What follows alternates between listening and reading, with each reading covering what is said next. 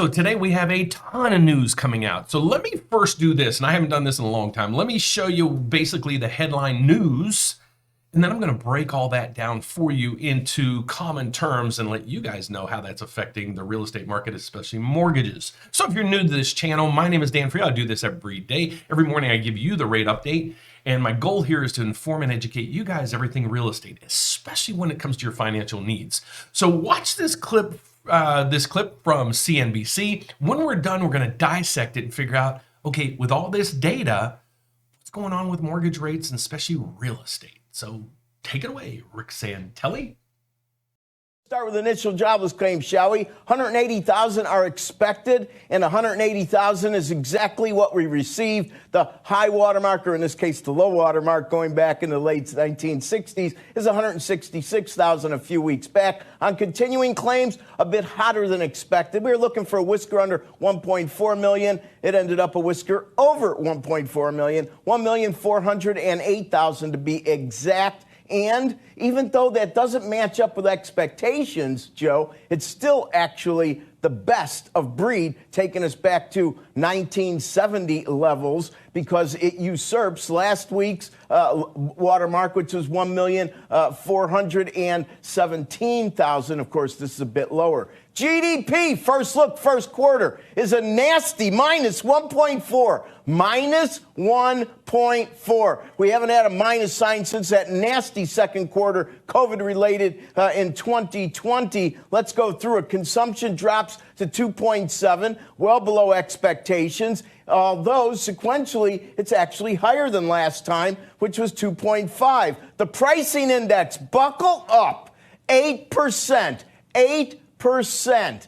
That is unbelievable. To find a higher number than 8%, you have to go back to 1981. And if you look at the personal consumption expenditure quarter over quarter, that was up 5.2. Now, that isn't so bad because the high water mark there is actually 6.1 from June of last year, and that took us back to 1983. So we see that there are some serious surprises here on weak growth. And listen, there was lots of clues, Joe. You know, record trade deficits month after month, where we're importing boatloads more than we're exporting. That hurts GDP, even though there's an asterisk. Okay, some of the export numbers aren't nearly enough to add to GDP with the amount of imports, but they're still at records, which is very interesting. And the other issue is inventory. Inventory bills were instrumental in the last quarter's build GDP at 6.9, and I'm sure they're going to be instrumental in taking away this time around.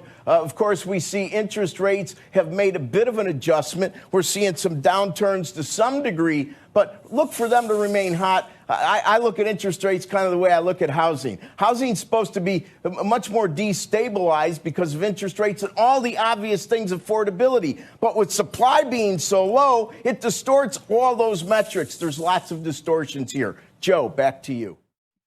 Okay, so let's start breaking this down. So the headlines are: U.S. GDP fell at a 1.4 pace to start the year as pandemic recovery takes hit. Okay, so let's break all of this down in piece by piece by piece what he spoke about. He spoke about jobs, GDP, and in there he had a quote what he said pricing index. So let's break all of this down, and then we're going to go over to how that's affecting the MBS market, thus what's going on with mortgage rates because of all this news that came out. So let's start with the economic calendar. And basically, this is exactly what he went over, but he did come across one piece that I was kind of intrigued about. He said pricing index, which I don't know why he brought it up today, but we're going to discuss that. So today's basically news is GDP came in at let's go where it was last month. It's a positive 6.9. I'll explain what GDP is in a second. We have that right here. The expectations were for 1.1%. Well, it came in at a negative 1.4%. That's not a good number. The good news for the day, though, is last month's initial jobless claims came in at 185. That was the read from the previous count. Expectations was for 180, and they nailed it. How often do they nail the forecast versus the actual? So let's start breaking this down. The initial jobless claims. Basically, I won't go over this with you. You can pause this, but there's really nothing here. There's no meat on the bone to grab here. Everything is coming in normal, averages, what was expected. So there's no shock here. Basically, what we're trying to do is see what's shocking the system and what's giving us hints on what's coming. The GDP came in at a negative 1.4. Well, what exactly is GDP? So this is where the number came in at. It is a negative 1.4%. Okay, but what is GDP actually? Well, what is GDP? There's the answer to our question. Gross domestic product.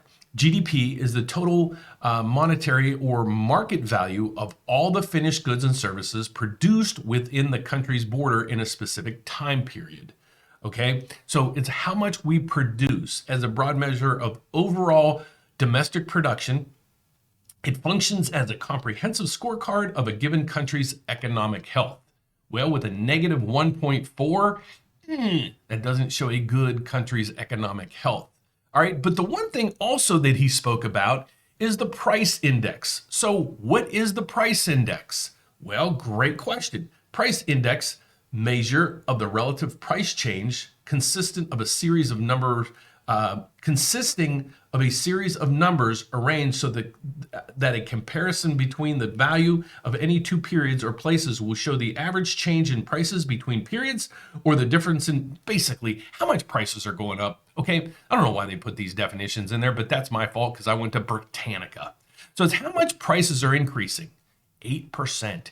Yikes. Okay, so with all this news coming out, we have jobs, okay, GDP, absolutely terrible, and then basically prices going up at an 8% clip.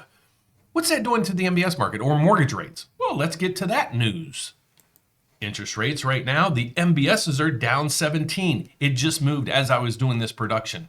It was down 2 because I'm like, well, how in the world are we only down 2 with all this bad news? But maybe there's a silver lining in all of this. And let me explain this to you. The Fed's going in trying to halt or slow down the economy, okay? Maybe just by them talking about it, it's actually doing it, okay? So what happens a lot of times is the Fed will come out and talk, and then that automatically starts adjusting the markets because the markets now know what they're expecting from the Fed. So basically, the market's basically this way. When you're buying a stock or a bond or anything, you're trying to expect the future value of that entity or that investment. So when you know the economy is really bad and all this other stuff, the one piece of it is it's bad for stocks, but it's good news for bonds because people are saying, okay, the economy is getting slower. People are going to move out of stocks and back into bonds for a safe haven. Okay, so that's the silver lining behind this. So this might be some good news that the economy is settling down without the Fed really having to come in and do their, 10 or 8 or whatever adjustments to the federal funds rate. So let's get now to what is this? Okay, the MBS market, why we follow this piece of the puzzle is this is the piece of the puzzle of your mortgage rate that we monitor it because it's the biggest piece of it. So basically what it is this is a mortgage-backed security. It's a bond that trades on Wall Street. That the yield on this thing is basically the biggest component of your mortgage rate. Okay, so what happens is we track the price of it to see what's going on with the yield. So we see the price today is down 0.17. And you can see the price has been on a dramatic decline for the past 60 to 90 days. Okay, so let's transform that over into mortgage rates. But before we do that, what's the sentiment for today? Not good. All right, I thought it would be all the way over here with all the news that we got out. But again, might be some silver lining here that we might foresee here soon from the Fed. So what's this doing to mortgage rates? Well, this is where we open for today. Rates are going to get adjusted probably in the next hour or two to the up because MBSs are down. So how this works is this number goes down. This is the price of the mortgage-backed security bond. As the price goes down, the yield, or in this case, because it's a mortgage bond, the mortgage rates go up. Okay, so we can see that over here. So this is where we open for the day. This hasn't been, the MBS market hasn't flowed over to this. So we're probably going to get a reprice here shortly with rates going up and even more than this. So let's go across here and I'll explain to you where rates are today. These are rates posted by Mortgage News Daily on a daily basis. They do it in the morning and in the afternoon with an adjustment. And that's what we're going to go over. So I'll say it in my lingo, and as time goes on, you'll get used to this. So here's my lingo. The 30-year fix is up 2 basis points, coming in at 5.3. It does come with a cost right in here. It's going to cost you 0.4 in points to get that rate. Okay, the next one is the 15 years coming in at 4.72, up 1 basis points. Also comes in with a fee of 0.4 in points. So basically how you calculate the points, just take your loan amount times 0.4, hit the percent sign, equal, that would be your cost. The government loans, FHA, VA, and USDAs coming in right here. It's 4.88, no change, no points. All right, then we got the 30-year jumbo up only 1 basis points, very nothing basically. So that means yesterday this would have been 4.5, and now it's 4.51. That's how that works right there. And then the ARM pricing's coming in flat at 4.2, no points. You can go down here and see the chart. We are in uncharted territories from where we've been for a long time.